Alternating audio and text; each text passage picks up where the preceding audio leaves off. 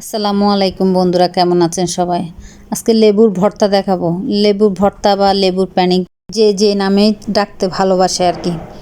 আমি দুটো লেবু নিয়ে নিয়েছি, লেবুর ছিলকাগুলো ছিলে নিয়েছি, আর দুটো কাঁচামরিচ নিয়ে নিয়েছি। আমি লেবুগুলা পাতলা স্লাইস করে নিয়েছি, পাতলা পাতলা করে কেটেছি। অল্প পরিমাণে তেঁতুল নিয়ে নিলাম, একটু ধনিয়া পাতা নিয়ে নিয়েছি। এখন তেঁতুলগুলাকে আমি হাতের সাহায্যে একটু মাখিয়ে নিব। দিয়ে দিব স্বাদ মতো একটু লবণ, আর একটু দিয়ে দিব শুকনা মরিচের গুঁড়া। আমি এখানে গুঁড়া মরিচটাই ব্যবহার করেছি, আপনারা চাইলে শুকনা মরিচ ভেজে তারপরেও ব্যবহার করতে পারবেন। এখন সবগুলো উপকরণ আমি আলতো হাতে মাখিয়ে নেব। আমরা যারা টক খেতে পছন্দ করি, আমাদের জন্য এই ভর্তাটাই যথেষ্ট। টক ঝাল মিষ্টি, আমি একটু এখানে চিনিও ব্যবহার করব, কারণ আমার বাচ্চা খাবে, তাই ও এত টক খেতে পারবে না।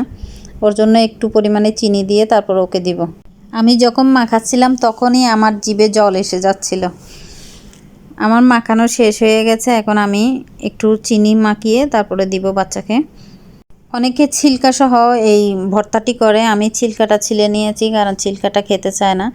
ছিলকা দিলে অনেক সময় তিতো লাগে একটু, তাই দিই নাই। আমার মাখানো শেষ হয়ে গেছে, দেখুন দেখতে কি ভালোই না লাগতেছে।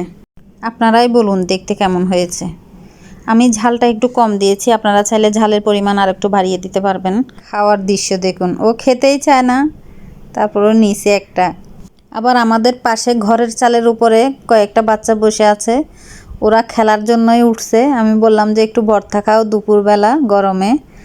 ওরা বলল যে আচ্ছা ঠিক আছে, দেন আন্টি, একটু খেয়ে দেখি কেমন হয়েছে। পরে নিয়ে খেলো। আমার এই ভিডিওটি কেমন লাগলো কমেন্টে জানাবেন। সবাই ভালো থাকবেন, সুস্থ থাকবেন। আল্লাহ হাফেজ, আসসালামু আলাইকুম।